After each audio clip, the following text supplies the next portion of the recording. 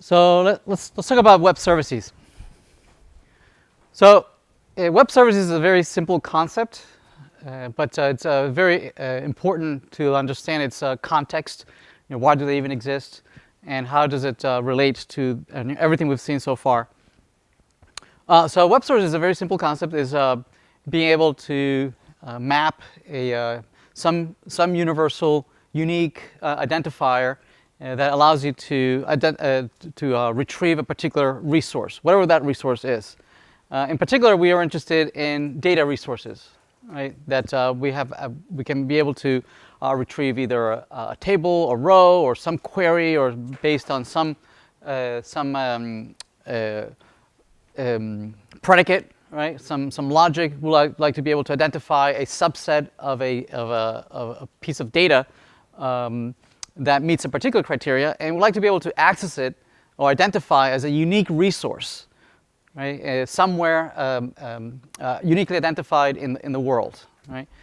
We can think of things like this that are uniquely identifiable in the world. For instance, maybe your phone number, right? It's uniquely identifiable anywhere in the world. If somebody knows your phone number, they have access to you through your phone, right? A mail address or an email is also something that uniquely identifies you, and someone can get a hold of you. Okay, the URL of a web page is also uniquely identifies a physical document on a worldwide network, and then you can, if you know the address URL, you can go and fetch this uniquely identifiable document. Yes, so there's certainly lots of things that we like to uniquely identify or index. Google's stated goal is to index the entire world. Right, that ideally you'd be able to uniquely identify anything in the world by querying it or giving some artificial intelligence a query, and be able to retrieve for you resources that meet a particular criteria of a query. Yes, we're interested in the same idea, the same concept, but from a data point of view. Right? How can we uniquely identify data resources? Right? And it's very simple. We like to be able to say, well, here's a unique URL, perhaps, and say, well, we can map that to some row or set of rows that would then be able to retrieve them based on particular criteria, and perhaps that would allow us to somehow integrate with this data set. Okay, so that's a very simple concept. If we backtrack a little bit and look at how does that fit in the context of databases. Well, we've seen the challenges of representing data, even the same data structure, even the same concept of a particular very simple structure of data. First representing it as a UML class diagram. We then said, well, let's try and represent the same exact data structure and represent it in a relational database, right? And we saw that there was a fair amount of challenges to go there, between going from one conceptual representation of the way you represent data in UML class diagram, and then you represent it in a class diagram. Yeah? We talked about some simple algorithms that would allow us to do that, and how to deal with things that are just not supported in a relational database. Yes, so that was easy. But then we added an additional layer to that. That says, okay, well, now let's try and map it to a Java or an object-oriented programming language, right? That fully supports object-oriented programming. See what that looks like, right? And we saw that it was even more tough, right? Not only were there concepts not supported in relational databases that were supported in object-oriented technology, but also we had to consider, well, what does it mean to instantiate instances of rows that could be thousands of those, right? To map them to a very small subset of that same data set, but in memory, right? So we talked about lazy loading, eager loading, and all sorts of things that you would have to consider. Going between these two worlds, even though it's the same exact schema, right? It's the same exact data structure. It's not like we changed anything, right? It's the same one to many, many to many, several inheritance, several, very simple. So that's just within our enterprise where we have full control of our schema, right? Our class diagrams, our Java classes, our tables. We have full control over that. Yes, right. Now consider that our company gets purchased by someone else, right? And we're a car rental company, perhaps, or we're a university or some educational institution, and we are now merging with some other educational institution. Clearly, it will be probably is that they have their own enterprise data centers, right, with their own schemas, with their own processes, with their own requirements, and we have our own. We're probably different infrastructure, right? We went Java and they went .NET, and we went MySQL and they went SQL Server, Oracle, and we have our own representations of everything. The way we represent courses and we represent faculty and employees, they're represented in a different way. Perhaps they have a completely different schema. Yes, maybe we have a very normalized schema and they have a very denormalized schema, right? And the way we name faculty, they name faculty a different way. Right, the way we structure our data is completely different than theirs. So imagine now, all the complications that we had in our own little world where we control everything, right? Now merging with other enterprises, right?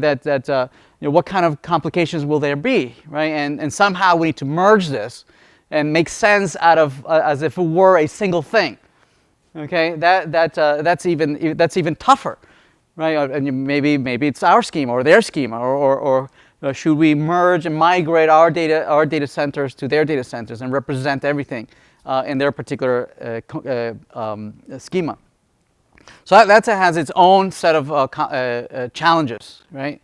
If we had trouble, in our little world when we go even bigger, and that's a very common issue.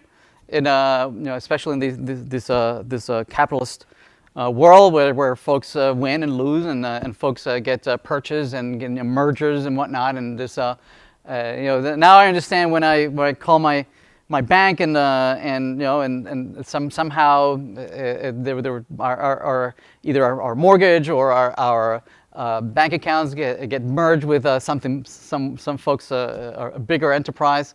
That is not yet entirely queryable or searchable or identifiable because the merger is still going on. And now I understand there's a lot of the complications that go on with these large corporations. So anyway, so this is a big problem, and a lot of folks have been at this trying to solve this for a while. One of the things that folks started to consider at the turn of the century is a solution that folks were considering is, well, what if all these disparate systems that have their own data centers and they have their own schemas and they have their own, what if we somehow let's not convert them, let's leave them the way they are, right? And somehow we could wrap them with a layer of abstraction that handle this conversion. Right, and we could wrap all these little bubbles, right, that have their own schemas and their own representation. We could wrap them in an API, right? Its only job was to do the conversion, right? To do the conversion locally into that particular schema. It converted it into a higher level schema that was enterprise wide. Okay. Perhaps we could do the integration better, right? We can query them, right, in such a way that we wouldn't have to do the migration from all these disparate systems, right? Ideally, what they would wanted to be able to do is, now things that we take for granted. We go to Kayak or Orbitz, and we do a query and say, I want to travel to Chicago, visit my daughter. And immediately gives us an itinerary, right, of all possible airlines that are going that way. Maybe rental cars that also meet my criteria. Hotels are available, right? And all this was made possible by being able to adhere to certain standards, right? You can only do a query to multiple hotels if they all can handle the same type of query. Right, that each one will have their own idiosyncrasies of their own data centers, but they convert a query to something standard and they can answer in a standard way. Yes?